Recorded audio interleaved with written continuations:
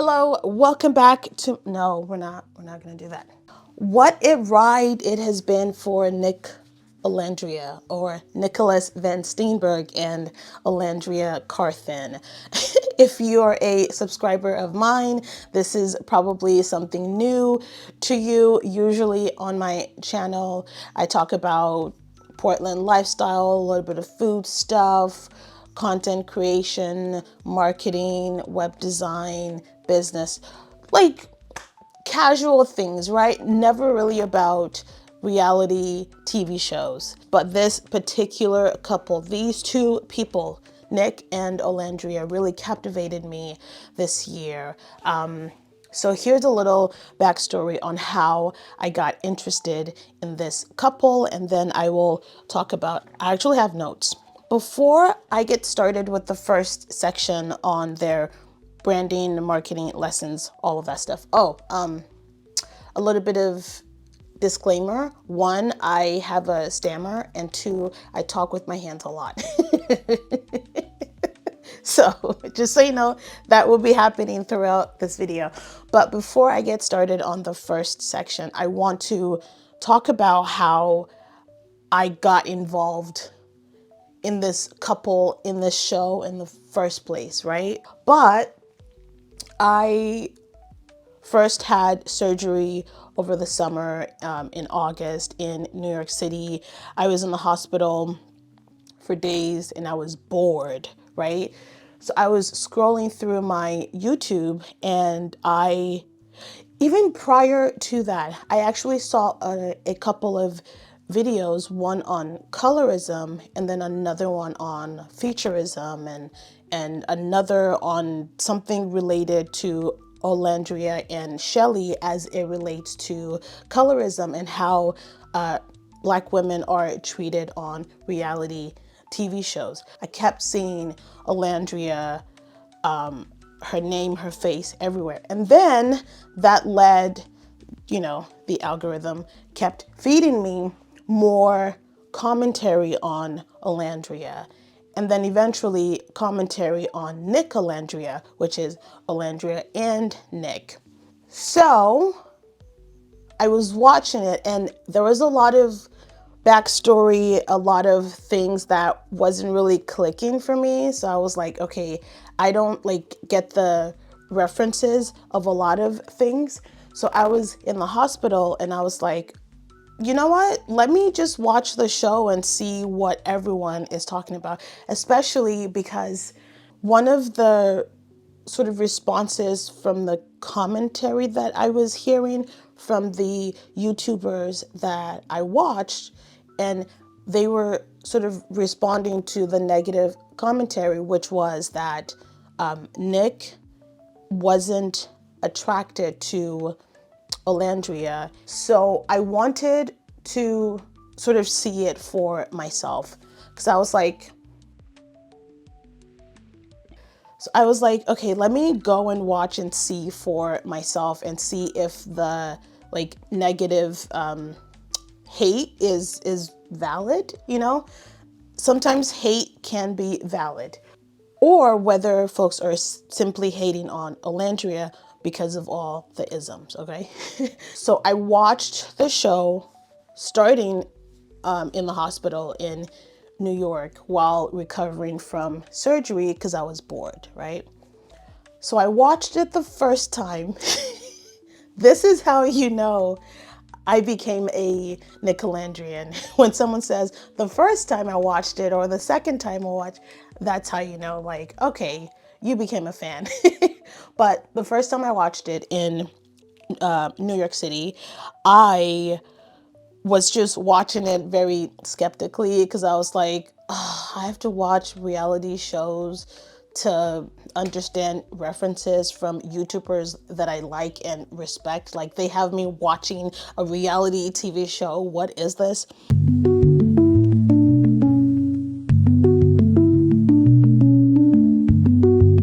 The first time I watched, I particularly paid attention to Olandria and Shelley because they were the two main Black women on the show, minus the Casa folks who came on later on, like Coco and Clark. Right, so minus those two, Shelly and Olandria were the two main, if I'm not mistaken, I think that's the case, were the two main Black women on the main cast. And funny enough, they were both dark skinned. So I was like, wow, things are changing. Several things that I noticed when I was watching the first time, right? So this video will be a little bit long, so grab yourself wine or water or whatever you drink, okay? I'm watching the show for the first time and I'm really looking at how Olandria and Shelly, how they are navigating this show and how others are treating them, right? And there are several things that I noticed first. One, I noticed the both of them were very, very poised, very demure, especially compared to a couple of other people on the show. I will not name names. This video is mostly a Nicolandria focused video, but I'm starting off with the Black women on the show. So anyway, I noticed how the two of them were poised and they just represented Black women, I think, excellently, right? For a show like this, okay? Also, everyone on the show is hot. I think the requirement for this kind of a show is that you have to look good. Whether you look good through surgery or whether it's natural, you just have to look good, okay? You have to keep up appearances on this show. And I was like, wow, everyone looks amazing on this show. My goodness, these are good looking 20-somethings. Wow. So that was my first thing. Everyone looks amazing. Secondly, Olandria and Shelly have this like poised character vibe. Like they are just demure, right? So I absolutely loved that. The third thing that I noticed that I actually liked was the fact that like throughout the season, Shelly was actually approached by a lot of the guys. And I was like, this is refreshing. It's really refreshing seeing, because usually with reality shows, the expectation for a lot of us, for a lot of people is that, and it's funny because it's not, how do I say this? It's like a layered thing. Okay, let me break it down. Sorry. On one level, the expectation, quote unquote, is that all men would usually go for the white women on the show. But I don't think that's the case. I think it's even more nuanced than that, because even amongst white women, the expectation is that men would go for the blonde, you know, the blonde, shapely woman, right? That's usually the expectation. But seeing and watching how Shelly is approached by at least half the guys on the show, whether it's the guys from the second half in Casa or from the main villa, all of that, that was refreshing watching that, right? And folks have a lot of theories on why that is, but I think all of the theories are absolutely valid, apart from the one that sort of pits Shelly against Olandria when it comes to how they look. I don't think that should be part of the conversation, because I don't think that's actually part of why sort of Shelly was seemingly approached more on the show. But anyway, watching that was refreshing for me. The other thing was Olandria was, or she seemed more reserved, because I kept watching her and thinking, she is actually a Southern belle. Like, she is the definition of that. She's demure, she's poised, she has that, in her own words, that spiciness, right? She has a spiciness to her. She's not boring, right? But she's still very poised, which is very difficult to balance. You don't understand. It's like she knows how to compose herself and still speak up for herself. She knows how to, like, when when she got eliminated and Zach wanted to have a chat with her, Zach with a K, and she was like, no, you can keep your words. I was like, because that is like very Southern of her. It's very kind, but still direct. It's still very, nah, that's all right. Absolutely love that. So anyway, the first time I watched the show, I just fell in love with really the personality of Olandria. That was the first thing. Was it the personality? I would say her personality one. I love the fact that she's witty. That's what it was, witty. And her responses to certain questions were very well thought out and fleshed out. And then third, her character. I teared up quite a bit with certain things when it comes to Olandria, especially when Austin left the show and she was the only one who stood behind him. And I was like, this lady is like another level of loyalty, because one, you're still with this person who is obviously showing, how do I phrase this? Okay. She was overly loyal to Taylor when he deserved absolutely none of it, right? So I was like, okay, it's not just like the fact that he's disrespecting you. It's the fact that you have a certain level of like loyalty, like loyal to a fault and honest to a fault. And you know what I mean? Like, that is actually a good quality in real life, but on a TV show, it can be a self-sabotage. So anyway, when she stood behind Austin, I teared up a little bit because I was like, wow, like that just showed like where her level of loyalty was. So that was the third thing that made me really, that was the third thing that like stood out to me about Olandria's character the first time I watched the show. So after watching the show the first time, then I come back to Portland and I'm still, so when I watched the show, I was sort of in the universe of Love Island then. I started watching reviews of it and even more commentary was coming out. And this is when the conversation, or I started hearing the conversation of whether their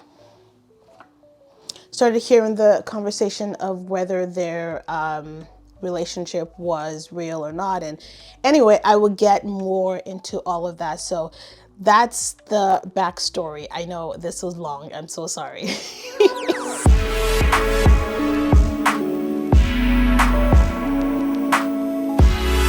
And then after I watched the show for the second time, the skepticism part really got to me, which is section 3. We will get to it. I promise, all right? I can be a little long-winded even with my stammer.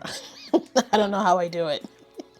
But when I started hearing more of sort of the hate, skepticism, all of it surrounding their relationship, you're gonna laugh at me, okay? I had my husband, my poor husband, watch the show with me so I could get a second pair of eyes and really see, okay, honey, because my instructions to my husband was to watch the show. So his first time watching it and my second time watching it, watch it and really focus on Nick. Focus on his actions and see whether he was actually into Olandria for real, or if it was all performative for him, okay? So I had my husband watch it and I was like, you as a white guy need dumpling.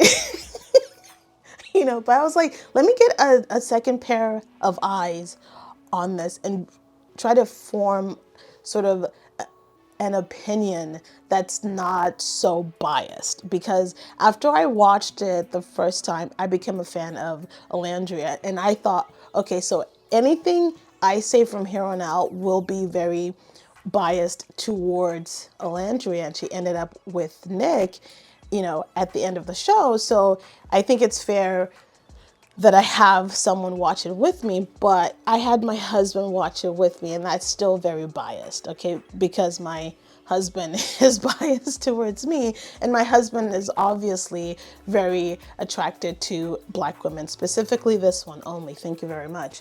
But so I had him watch it to see like if some of the hate was valid, right? So anyway, before we get into all of that, though, I want to talk about, and this is section 1, talk about the branding and marketing lessons from Nicolandria ship, from the two of them. First, obviously, Olandria is a smart babe. Okay, she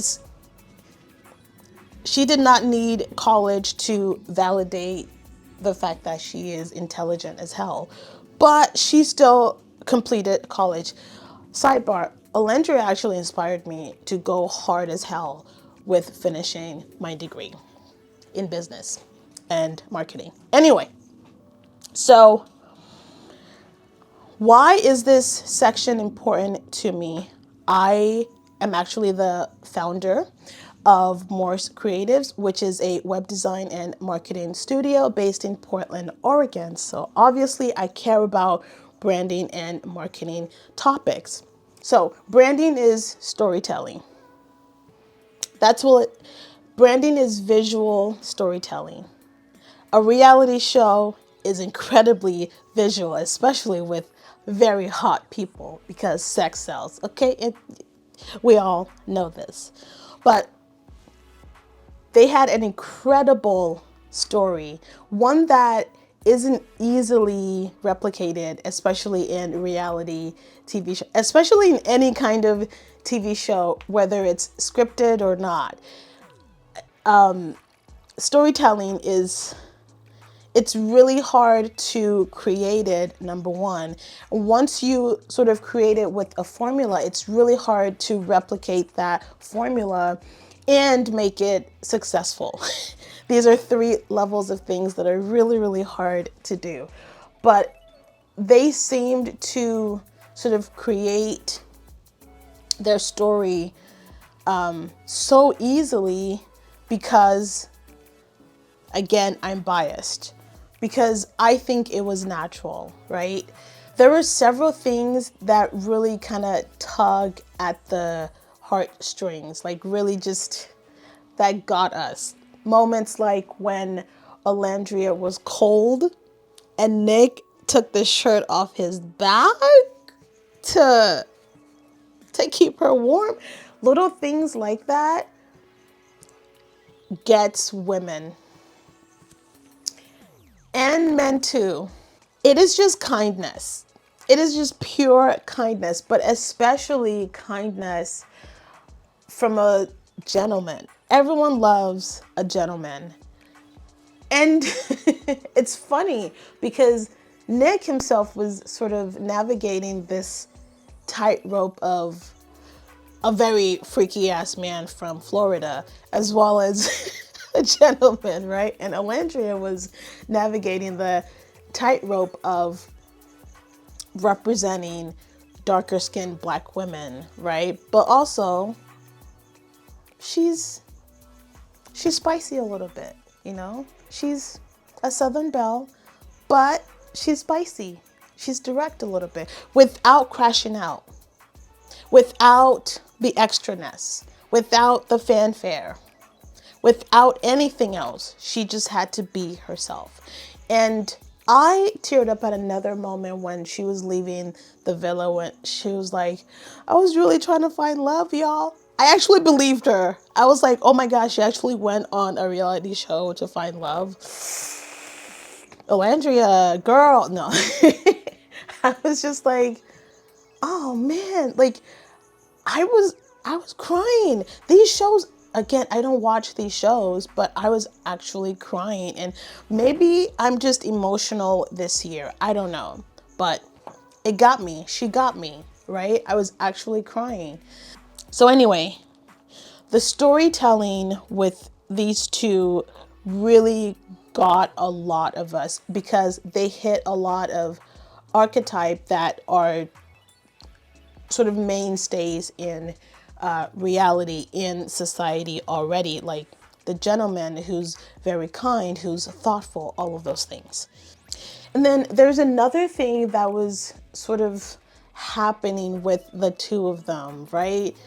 It was this push and pull magnetic thing that was happening, sort of a will they, won't they thing that happened throughout the season. Even from, it's so funny because when I watched the show the first time, I did not notice. When I watched the show the first time, I was sort of like, oh, maybe the haters are right. Like, maybe, like, why did he wait until the very last minute to make a move? Like, that was a little odd. And it seemed, him and the other lady seemed great. Like, what? But that magnetism thing, that push and pull thing is something that's so visceral and so real to a lot of us. Like we all remember, and you remember in high school, you had a crush on someone, they had a crush on you, and it was sort of a passing thing where like you weren't sure if they liked you back, and the like anxiety of all of that, right? It's like, will he say yes? Will she say yes? This little thing, this little like, does he like me? Does he? That's what I felt like watching the show, because I was like, okay, I think he likes her because he picks her for all of the challenges, and I think she likes him, but she keeps sticking with Taylor. And I was just like, but I've watched the commentary while in the hospital, and I know that they end up together, but I was like, how are they gonna end up together? Like, what's going on here? I was just watching the show and just being like, how does this happen? And yes, okay, I will get to the commentary of the negativity, but let's just talk about branding. Okay, so the visual storytelling was important.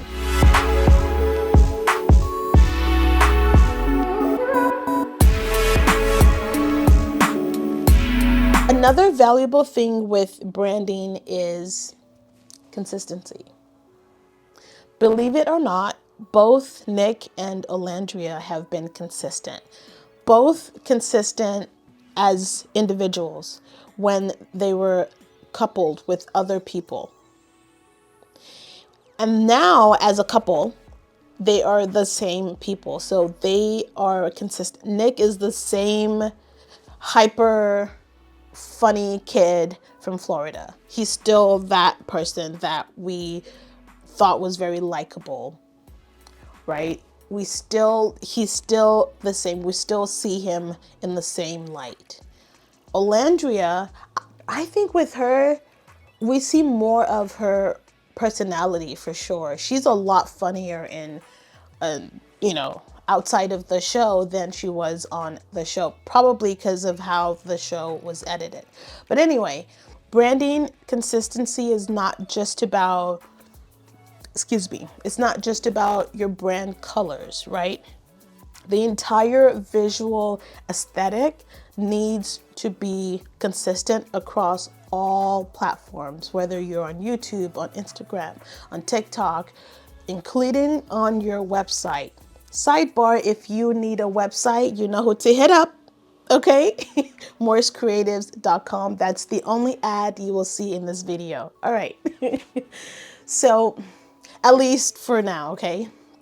Until I'm monetized. Anyway, brand consistency is important because that's part of your story, right? You need a consistent story throughout. And they had a consistent story on or inside of the villa and outside of the villa. I would argue, especially outside of the villa, they're even more consistent, even through all of the chaos that they are navigating. So brand consistency is absolutely important. It is paramount. You need to look, feel, and sound consistent to your audience on all platforms. Okay? Even as you evolve as a brand, you can still evolve. Your brand should grow up with your audience. That's very valid. Absolutely. But it should still be consistent. You should have a very solid foundation. This leads to my next topic. Both Nic and Olandria had a very solid foundation in the form of a friendship. Okay, I will talk about this in section 3 with my husband and I, but my husband and I had an incredible magnetism. Like when we met, it was like, it was like an instant magnetic pull, and we just stuck together. Right? But brand consistency is absolutely paramount on all platform for as long as your brand is alive. Okay? Your brand is a living thing. Another thing is how they engage with fans. Engagement is important in branding and marketing and in sales and in all of the things that are business related. Because business is a social thing, marketing is a social thing, branding is a social thing. So you have to be engaging, right? You have to engage with your audience. And I think they navigate that very well because they're tapped into the story and sort of the dialogue that they have with their fans, which is based on the foundation they built already. That foundation is their friendship first, and then their love, and then their, I think, a very solid relationship, but time will tell. They are very young, okay?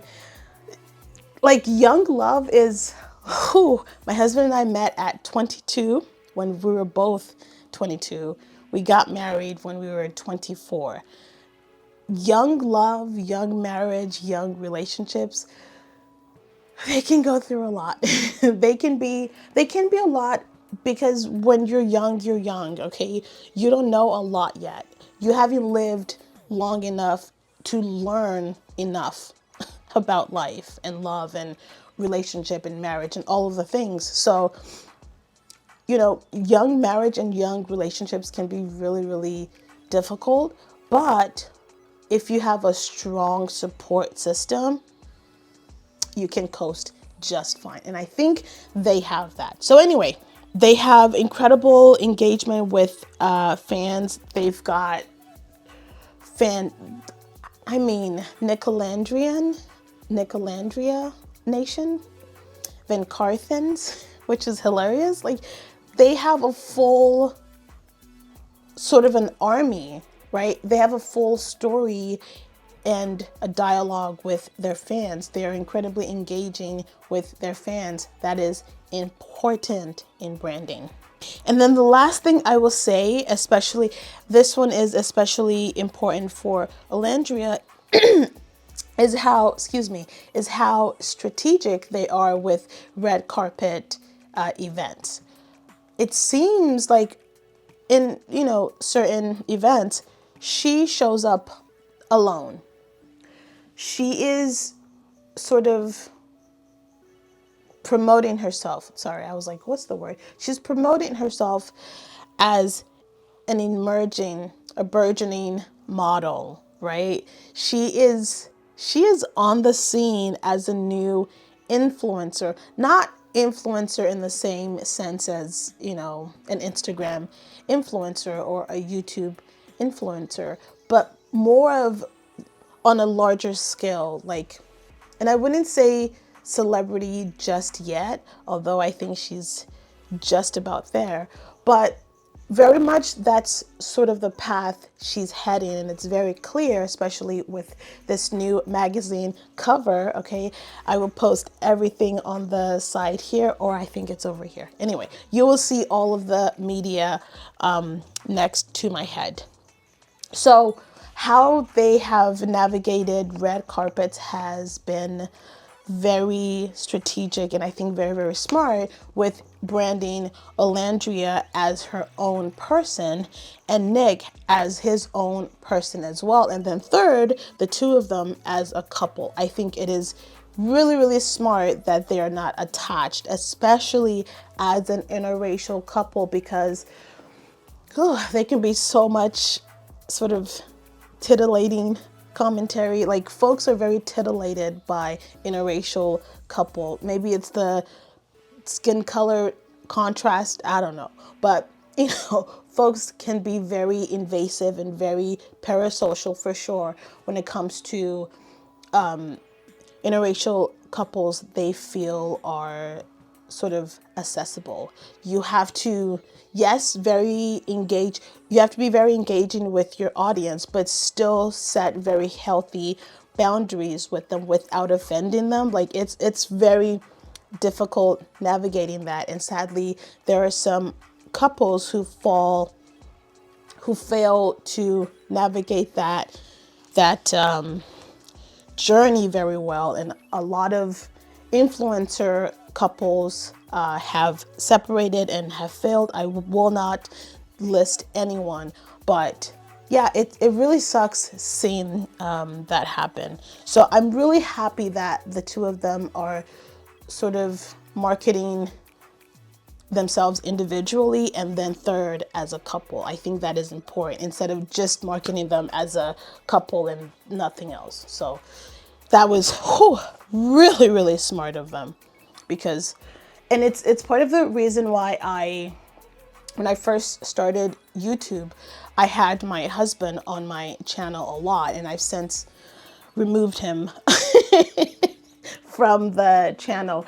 I stopped that first YouTube channel because I was like, I don't want this to be a interracial couple channel, because it was getting weird. It started getting real weird, and I fell into a lot of the traps. But anyway, I have since learned from that experience. But